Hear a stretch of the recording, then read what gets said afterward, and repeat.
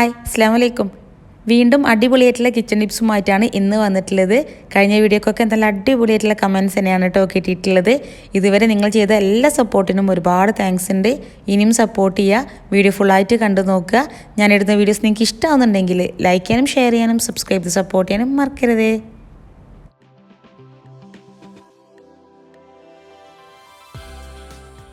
ആദ്യത്തെ ഒരു ടിപ്പ് എന്ന് പറയുന്നത് മുരിങ്ങയില നമുക്ക് എളുപ്പത്തിൽ തന്നെ എങ്ങനെ പൊട്ടിച്ചെടുക്കാം എന്നാണ് കാണിക്കാൻ പോകുന്നത്. സാധാരണ ഞങ്ങൾക്ക് ഇവിടെ ഷോപ്പിൽ നിന്നൊക്കെ മുരിങ്ങയില കിട്ടുന്നത് ഇതുപോലെ പ്ലാസ്റ്റിക്കിൻ്റെ കവറിലാണ്. അങ്ങനെയാണ് കേട്ടോ എനിക്ക് ഈ ഒരു ടിപ്പ് കിട്ടിയത്. നാട്ടിലൊക്കെ ആകുമ്പോൾ നമ്മൾ നേരിട്ട് തന്നെ മുരിങ്ങയില പൊട്ടിച്ചെടുക്കാറാണ് പതിവ്. അങ്ങനെ ആകുമ്പോൾ ഒരുപാട് സമയമാണ് നമുക്കത് ക്ലീൻ ചെയ്തെടുക്കാൻ. അപ്പോൾ ഇനി ഇതുപോലെ ചെയ്ത് നോക്കിയിട്ടില്ലെങ്കിൽ നിങ്ങൾ തീർച്ചയായും ഒന്ന് ട്രൈ ചെയ്ത് നോക്കുക കേട്ടോ.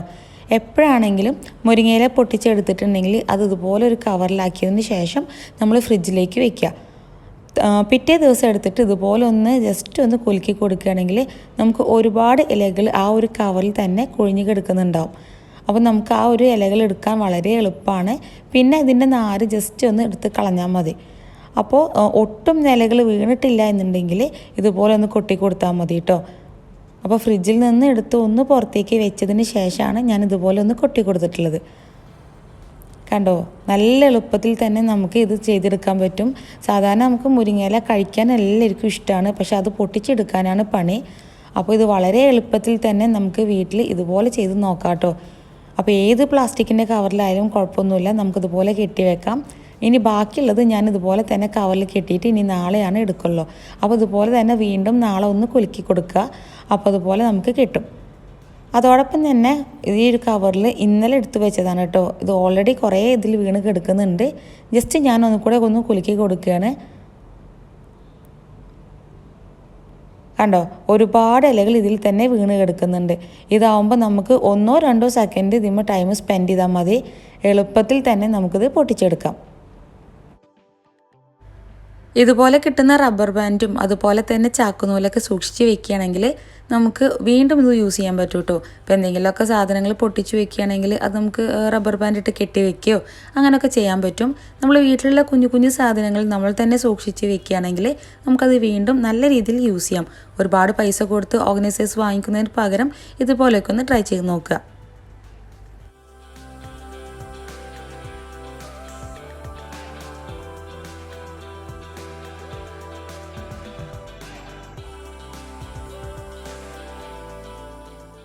അടുത്തൊരു ടിപ്പ് എന്ന് പറയുന്നത് അടിപൊളിയായിട്ടുള്ള ടിപ്പാണ് കേട്ടോ. നമ്മൾ വീട്ടിൽ എപ്പോഴും വാങ്ങിക്കാറുള്ള മുന്തിരി കൊണ്ടാണ് ഈ ഒരു ടിപ്പ് കാണിക്കുന്നത്. മുന്തിരി സാധാരണ നമുക്ക് എല്ലാവർക്കും അറിയാൻ പറ്റുന്ന ഒരു കാര്യമാണ്. ഇതിലൊക്കെ ഒരുപാട് മരുന്നുകൾ അടിച്ചിട്ടാണ് നമ്മളെ കയ്യിൽ ഇത് എത്തുന്നത്. അപ്പോൾ നമ്മളത് ക്ലീൻ ചെയ്തെടുക്കാൻ വേണ്ടിയിട്ട് ഒന്നെങ്കിൽ ഉപ്പോ അല്ലെങ്കിൽ മഞ്ഞൾപ്പൊടിയോ സുർക്കയൊക്കെ ഒഴിച്ചുള്ള വെള്ളത്തിൽ ഇട്ട് വെക്കാറാണ് പതിവ്. അപ്പോൾ ഇതുപോലെ ഒന്ന് സ്റ്റവ് ഓൺ ചെയ്തതിന് ശേഷം ജസ്റ്റ് ഇതുപോലെ എല്ലാ ഭാഗത്തും ഒരേപോലെ ചെറിയ തീയിലൊന്ന് ചൂടാക്കി എടുക്കുകയാണ് വെച്ചെങ്കിൽ ഇതിൻ്റെ മുകളിലുള്ള മെഴുകൊക്കെ ഒന്ന് ഉരുകി പോട്ടോ, ഇത് നന്നായിട്ട് ക്ലീനായി കിട്ടുകയും ചെയ്യും. അപ്പോൾ അത് ചൂട് നല്ല കുറച്ച് വെച്ചിട്ട് വേണം ചെയ്തെടുക്കാൻ. അപ്പോൾ ചില സ്ഥലത്തൊക്കെ നമുക്കത് എത്തുന്നില്ലെങ്കിൽ ചെറുതായിട്ടൊന്ന് ചൂട് കൂട്ടി കൊടുക്കുകയൊക്കെ ചെയ്യാം കേട്ടോ. അത് നമ്മുടെ ചൂടിനനുസരിച്ച് കൂട്ടിയും കുറക്കൊക്കെ ചെയ്തതിന് ശേഷം എല്ലാ ഭാഗത്തും ഒരേപോലെ ആവുന്ന രീതിയിൽ ഒന്ന് ചൂടാക്കി എടുക്കുകയാണ് ചെയ്യേണ്ടത്. മുന്തിരി കഴുകുന്നതിന് മുമ്പാണ് കേട്ടോ നമ്മൾ ഇതുപോലെ ചൂടാക്കി എടുക്കേണ്ടത്.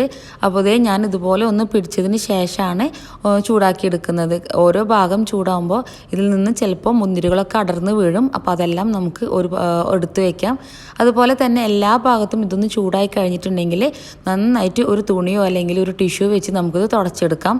അതല്ലെങ്കിൽ ഒരു വലിയ പാത്രത്തിലേക്ക് കുറച്ച് വെള്ളം എടുത്തിട്ട് അതിലേക്ക് ഇത് നമുക്ക് പൊട്ടിച്ചിടുകയും ചെയ്യാം. മുന്തിരി നന്നായിട്ട് ചൂടായി കഴിഞ്ഞിട്ടുണ്ടെങ്കിൽ ഒരു ടിഷ്യൂ വെച്ച് തുടക്കുമ്പോൾ തന്നെ നമുക്കറിയാൻ പറ്റും കേട്ടോ നന്നായിട്ട് ഇത് ക്ലീൻ ആവുന്നത്. അപ്പോൾ ഇതുപോലെ തന്നെ നമുക്ക് ആപ്പിളും ചൂടാക്കി കഴിഞ്ഞാൽ അറിയാൻ പറ്റും. ആപ്പിളിൻ്റെ തൊലിയിൽ നിന്നൊക്കെ നന്നായിട്ട് തന്നെ മെഴുക് ഇങ്ങനെ ഉരുകി വരുന്ന പോലെ തന്നെ നമുക്ക് ഫീൽ ചെയ്യും.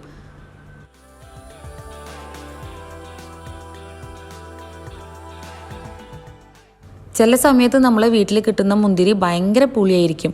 ആ ഒരു സമയത്ത് നിങ്ങൾ ഇതുപോലെ ഒന്ന് ട്രൈ ചെയ്ത് നോക്കൂ കേട്ടോ. ഇത് നന്നായിട്ടൊന്ന് കഴുകി വൃത്തിയാക്കിയതിന് ശേഷം നമുക്കൊരല്പം ഉപ്പും കൂടെ ഇട്ടിട്ട് ഒരു അരമണിക്കൂറോളം മാറ്റി വെക്കാം. അതിനുശേഷം നന്നായിട്ട് കഴുകി വൃത്തിയാക്കിയിട്ട് നമുക്കിത് വെള്ളം വാർന്ന് നന്നായിട്ടൊന്ന് ഉണക്കിയെടുക്കണം.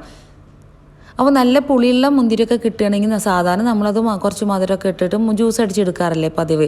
അപ്പോൾ ഇതുപോലെ നിങ്ങൾ പുളിയുള്ള മുന്തിരിയാണ് കിട്ടുന്നതെങ്കിൽ ഒന്ന് ട്രൈ ചെയ്ത് നോക്കൂ കേട്ടോ. ഏത് മുന്തിരിയാണെങ്കിലും കുഴപ്പമൊന്നുമില്ല, നമുക്ക് അടിപൊളിയായിട്ട് വീട്ടിൽ തന്നെ ഉണക്കമുന്തിരി തയ്യാറാക്കിയെടുക്കാൻ പറ്റും. അപ്പോൾ അതിനായിട്ട് കുറച്ച് നേരം ഞാനിതേ ഉപ്പിട്ടിട്ട് ഇവിടെ വെച്ചിട്ടുണ്ട്. ഇത് ഒരു അരമണിക്കൂർ കഴിയട്ടെ. അതിന് ശേഷം നമുക്കത് കഴുകി വൃത്തിയാക്കിയതിന് ശേഷം ഡ്രെയിൻ ചെയ്തെടുക്കാം. നല്ല വെയിലുള്ള ദിവസങ്ങളിലാണെങ്കിൽ ഒറ്റ ദിവസം കൊണ്ട് തന്നെ നമുക്ക് ഈ മുന്തിരി ഉണങ്ങി കിട്ടും കേട്ടോ.